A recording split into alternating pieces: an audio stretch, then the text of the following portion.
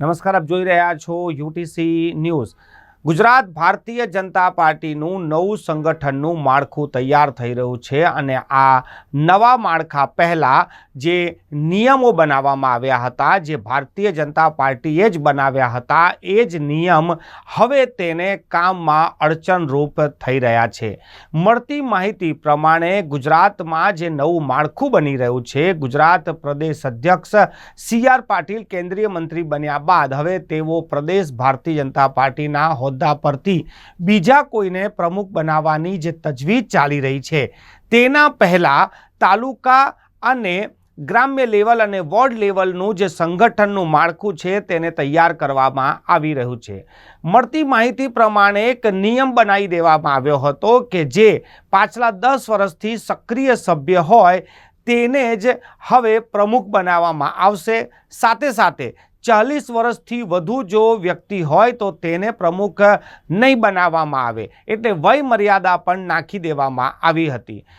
મળતી માહિતી પ્રમાણે આ જે નિયમ બનાવવામાં આવ્યા હતા એ નિયમને લઈને ભારતીય જનતા પાર્ટીની અંદર જ ખૂબ મોટો વિરોધ જોવા મળ્યો હતો। વિરોધની આગ દિલ્હી સુધી પહોંચી હતી અને દિલ્હીથી ફરમાન આવી ગયું છે કે હાલ જે પણ ચૂંટણી પ્રક્રિયા ચાલી રહી છે તેને તાત્કાલિક રોકી દેવામાં આવે।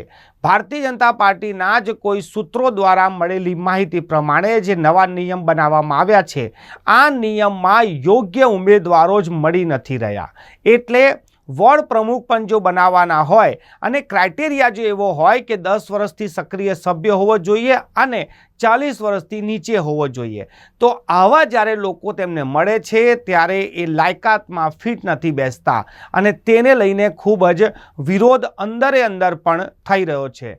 હાલ આ જે સંપૂર્ણ મામલો છે જ્યારે દિલ્હી પહોંચ્યો અને દિલ્હીથી કહેવામાં આવ્યું કે આ પ્રકારે જે કામગીરી ચાલી રહી છે તેને તાત્કાલિક જ રોકી દેવામાં આવે।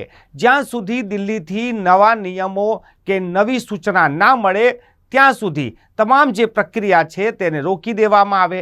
હાલ રાજ્યમાં જે પ્રમુખ અને ઉપપ્રમુખ બનાવવાની વાત હતી, એટલે કે નીચા લેવલથી જે માળખું તૈયાર થવાનું હતું તેની પર પણ બ્રેક લાગી ગયો છે।